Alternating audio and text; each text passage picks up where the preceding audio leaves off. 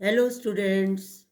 आज हम नव्यम पुस्तक का भाग 1 कक्षा 6 के विद्यार्थियों को 12वां पाठ वृक्षः परोपकाराय ये पाठ पढ़ाएंगे। इसमें चतुर्थी विभक्ति का प्रयोग किया गया है। अभी तक हमने जो आपको 2 पाठ पढ़ाए उसमें द्वितीया और तृतीया विभक्ति का प्रयोग था और कारक चिन्ह हमने आपको बताए। कर्ता ने प्रथमा विभक्ति, कर्म को द्वितीया विभक्ति, करण से तृतीया विभक्ति तथा संप्रदान का चतुर्थी विभक्ति है और इसका चिन्ह है के लिए। तो वृक्षा परोपकाराय इसका अर्थ है वृक्ष परोपकार के लिए होते हैं। तो इसका फर्स्ट सेंटेंस देखो, वृक्षा परेभ्या फलन्ति, वृक्ष दूसरों के लिए फल देते हैं। वृक्षः सर्वेभ्यः फलानि छायां काष्ठं पुष्पाणि च यच्छन्ति, वृक्ष सभी को फल, छाया, लकड़ी और पुष्प देते हैं। वृक्षः खगेभ्यः आश्रयं यच्छन्ति, वृक्ष पक्षियों को आश्रय देते हैं। अब आप यहाँ पर ध्यान दो, जैसे आपने देव शब्द के रूप लर्न करे थे, देवाय चतुर्थी विभक्ति में देवाय, देवाभ्याम, देवेभ्या। देवाय सिंगुलर था जो परोपकाराय आया है और द्विवचन उसका था देवाभ्याम, ओके, और बहुवचन था देवेभ्या। क्लियर? तो यहाँ भी बहुवचन का प्रयोग किया जा रहा है। वृक्ष सदा परोपकाराय भवन्ति, वृक्ष सदैव परोपकार के लिए होते हैं। तो जो विभक्ति एक शब्द में चलती है अकारांत में, वो ही सब में चलती है पुल्लिंग में एक सी विभक्ति। नाउ सेकंड पैरा, बालकाः खेलनाय क्रीडा क्षेत्रम गच्छन्ति, बच्चे खेलने के लिए खेल के मैदान में जाते हैं। वयम स्वास्थ्याय क्रीडा क्षेत्रम गच्छामः, हम सब स्वास्थ्य के लिए, स्वस्थ रहने के लिए खेल के मैदान में जाते हैं। यूयम खेलनाय तत्र गच्छत, तत्र मीन्स वहाँ, तुम सब खेलने के लिए वहाँ जाते हो। खेल प्रशिक्षका निर्देशम यच्छति, खेल का प्रशिक्षक निर्देश देता है। वयम कंदुकम खेलनाय गच्छामः, हम सब गेंद से खेलने के लिए जाते हैं। देखिए सब जगह खेलनाय, क्रीडनाय, स्वाध्याय, इन सब शब्दों का प्रयोग किया गया है। नाउ थर्ड पैरा, एषा पाकशाला अस्ति, ये रसोई घर है। पाकशाला मीन्स रसोई घर।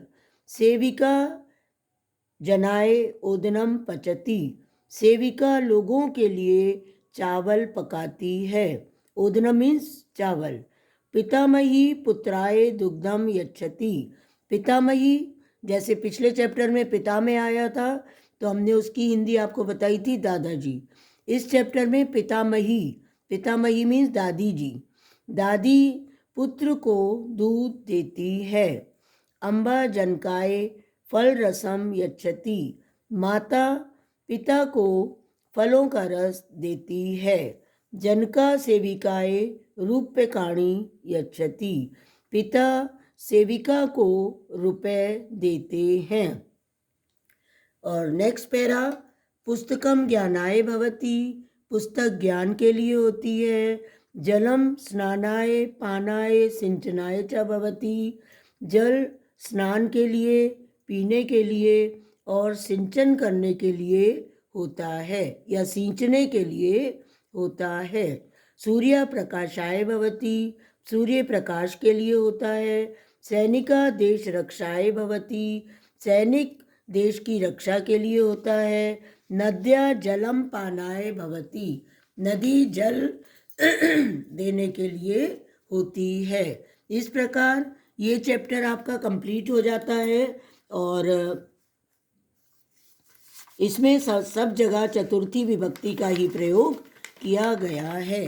तो चतुर्थी विभक्ति में के लिए विभक्ति लगती है और इसमें आपको एक 3 लाइनें और बची हैं जी, उसका भी अर्थ बता देती हूँ।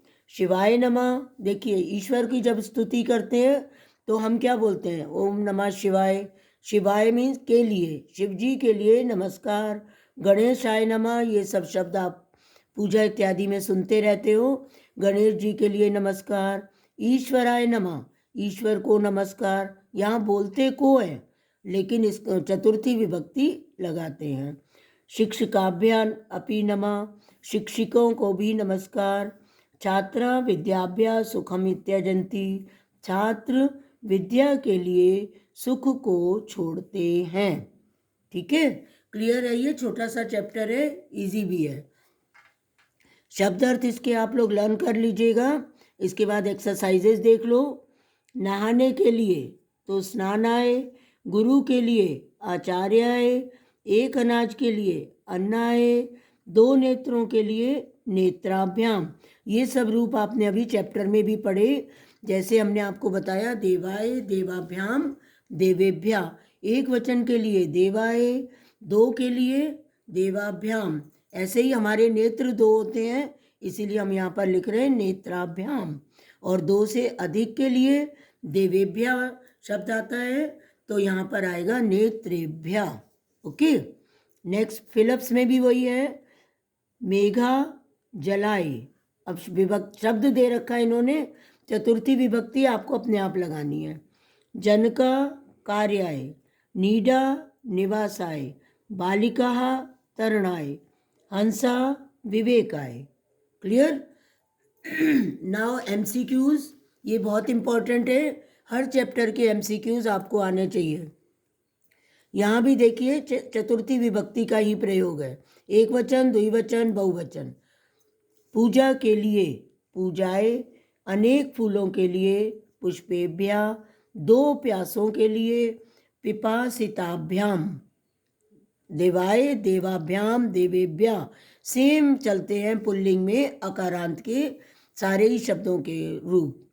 दो प्यासों के लिए पिपासिताभ्याम, रक्षा के लिए रक्षाए, परोपकार के लिए परोपकाराय। देखिए जहाँ चैप्टर स्टार्ट हुआ था वहीं लास्ट एमसीक्यूज भी है, परोपकाराय। इसके बाद एक एक्सरसाइज और है, बालिका पादई पाद त्राणे नयति।